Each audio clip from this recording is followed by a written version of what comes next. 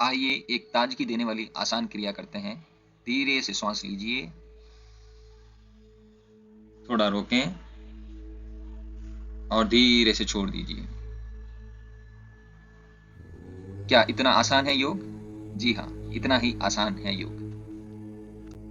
नमस्ते, मैं हूँ रानू सिंह और आप सभी का स्वागत है 11वें अंतर्राष्ट्रीय योग दिवस पर, जो कि जून 21, 2025 के दिन पूरे विश्व में एक साथ मनाया जा रहा है।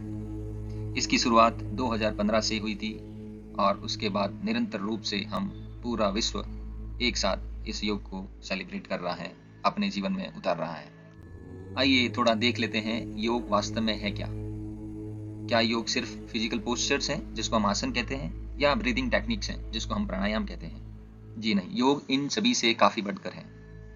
योग का हिंदी में अर्थ होता है जोड़ना। एक चीज को दूसरी चीज से जोड़ना उसके साथ उसकी एकता प्रतीक होती है। तो किन से किन को जोड़ना है?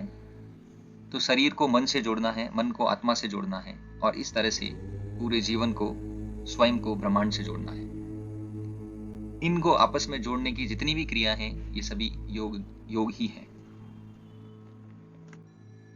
योग हमारे प्रिय देश भारत द्वारा पूरे विश्व को दिया गया एक अनमोल एंड अद्वितीय तोहफा है, जिसका जन्म लगभग 5000 वर्ष पूर्व भारत में ही हुआ था, और उससे संबंधित बहुत सारे उल्लेख हमारी प्राचीन ग्रंथों में मिलते हैं। इतना ही नहीं, सिंधु घाटी सभ्यता में जो कलाकृतियां मिली हैं, उसमें भी ऐसी बहुत सारी कलाकृतियां हैं जो ध्यान और आसन की मुद्रा में है।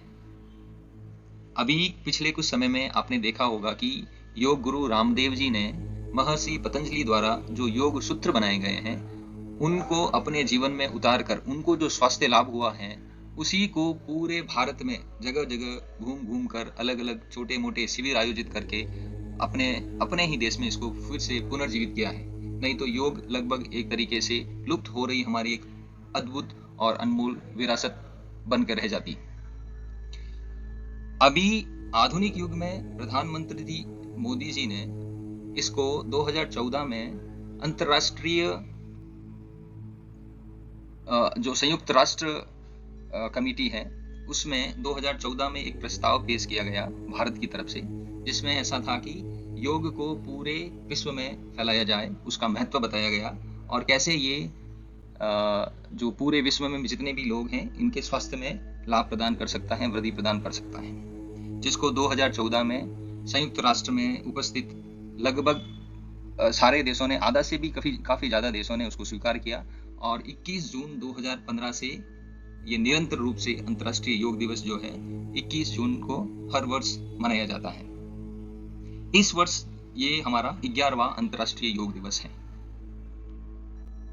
हर वर्ष योग का अपना एक विषय होता है, और वो इस वर्ष 11वें योग दिवस पर एक पृथ्वी एक स्वास्थ्य, ऐसा नाम से विषय रखा गया है।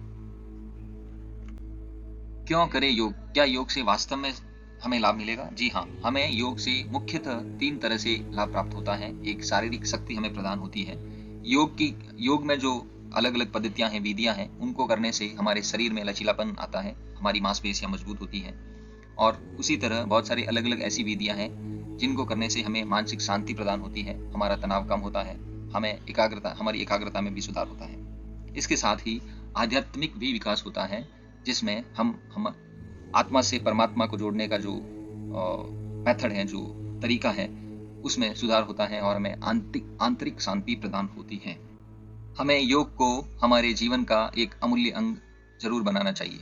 अगर हमारे घर में बच्चे हैं, वृद्ध माता पिता हैं, तो उनके थ्रू उनको भी खेल, जैसे बच्चे हैं तो उनको खेल खेल में योग सिखाएं, जिनसे उनका स्वास्थ्य अच्छा रहेगा, उनकी एकाग्रता बढ़ेगी, और उनका शारीरिक और मानसिक विकास तीव्रता के साथ सुदृढ़ होगा।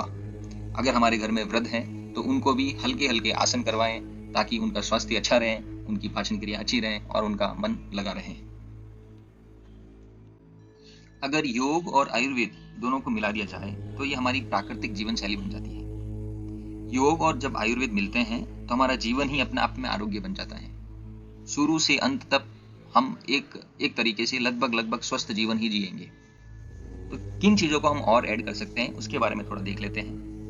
हमें अगर कोई भी छोटी मोटी बीमारी जैसा एहसास हो तो हमें तुरंत रूप से उसका आयुर्वेदिक उपचार कर लेना चाहिए।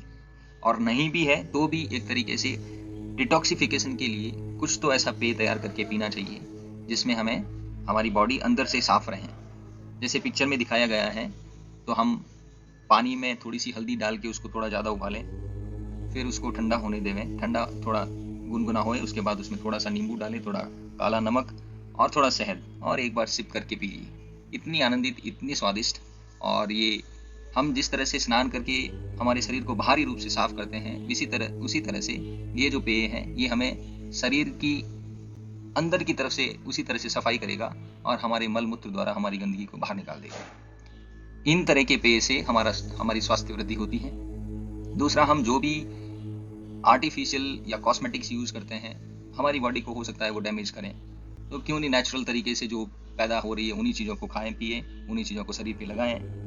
खाने में हमें नियमित रूप से ऑर्गेनिक और स्वस्थ वस्तुएं खानी चाहिए, और लगाने में भी नेचुरल लगाना चाहिए। जैसे मेहंदी का इसमें एक पिक्चर है, तो अभी जो मार्केट में है वो सारी की सारी टॉक्सिक केमिकल से बनी हुई मेहंदी जो स्किन को डैमेज कर सकती हैं।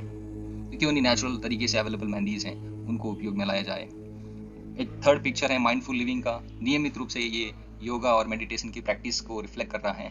तो इन चीज़ों को हमें जीवन में अपनाने से हमारा जो आरोग्य है, हमारा स्वास्थ्य है, वो सदा स्वस्थ बना रहेगा। So thank you very much for watching this.